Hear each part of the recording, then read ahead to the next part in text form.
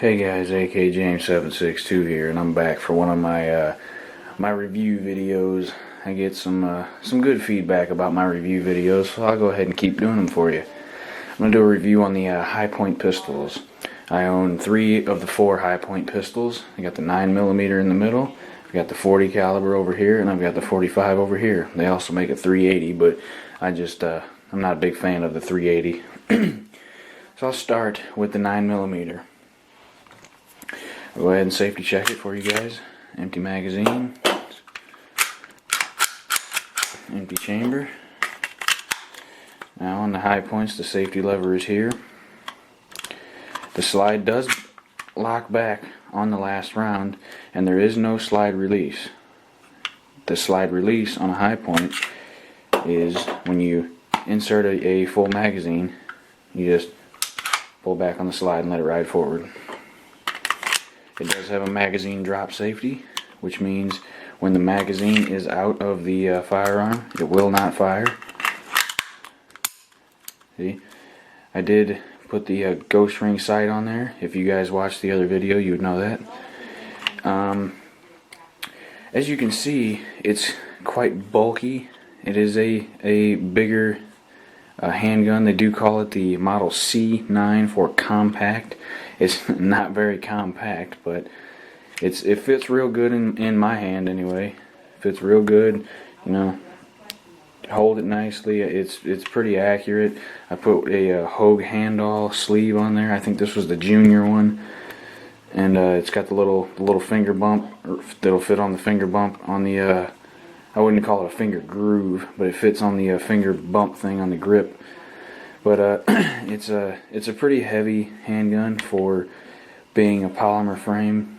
You know, it's not, you're not going to find something like a Glock or a Caracal in a Hi-Point. It's just the way, the materials that it's used to manufacture, and the way it is called a blowback design. It's just, you know, you're not going to get it any lighter. It's got to be heavy for the mechanism that it is, the blowback operation. I mean, this probably wouldn't be something that you would conceal and carry. Like either one of these, I don't think any of the Hi-Points would be good concealed carry guns because they are bulky. But I mean, if you can carry it concealed and you can pull it off, more power to you. The disassembly on a Hi-Point is just that. It's a disassembly, not a field strip. A field strip is defined as you know, taking a gun apart for cleaning without the use of tools. But for a Hi-Point, you need tools. Go ahead and pop the magazine out. You lock the slide back, and as you can see right there, if you can see through there, that little hole, that's a roll pin in there. And you push the roll pin out, and then you let the slide forward, and it comes forward off there, and there will be a spring down here, and the barrel is attached to the frame itself, and you pull the slide off, and you know, you got the little parts like this back in there, and it's just a process. It's not something you can easily do quickly and get it clean and put it back together real quick, like say a Glock or a Caracal or something like that, you know, or a Smith & Wesson Sigma or a Smith & Wesson M&P, something like that. But I mean, it's a good gun. I've got over 300 rounds through it, have not had a single problem. I know a lot of people complain out there about stove piping and jams and things like that. And most of the jams come from the magazine. They don't come from the firearm. Because this is the weakest point of a Hi-Point handgun, is the magazine. Because it is just, the metal is just really thin. And the feed lips right here, sometimes they'll get spread out and it won't feed the ammunition properly into the chamber. It'll do a nosedive. And you just have to take a pair of pliers or something and just pinch those feed lips like a millimeter, and it'll work perfectly. I mean, I've had no problem with the magazines I have. And you can buy the magazines directly from the Hi-Point manufacturer. They sell them on their website. I will put their link in the description box. It's free shipping. And the 8-round magazines are $15 if I remember right, unless the prices have gone up.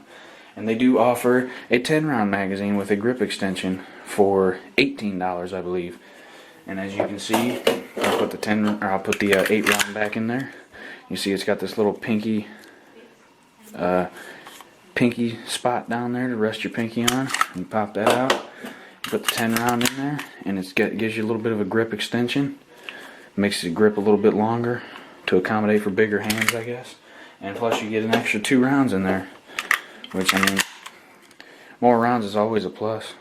But I mean, for what I paid for this, I believe at the time I paid $150 for it. They're up over $200 now at gun shows I've seen.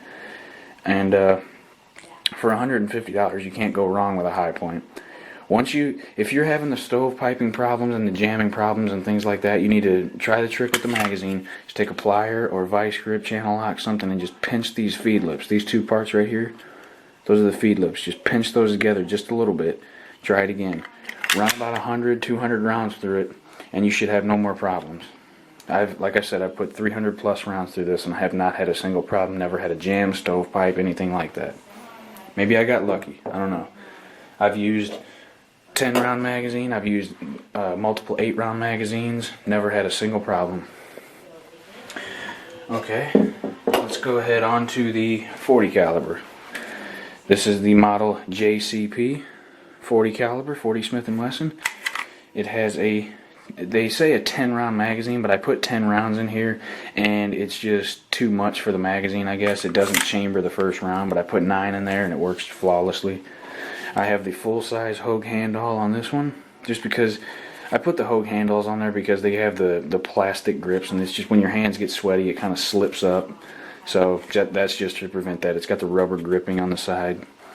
Same exact mechanics as the 9mm, just bigger, longer, and a little tad heavier, a little thicker. I put the ghost ring sights on this too.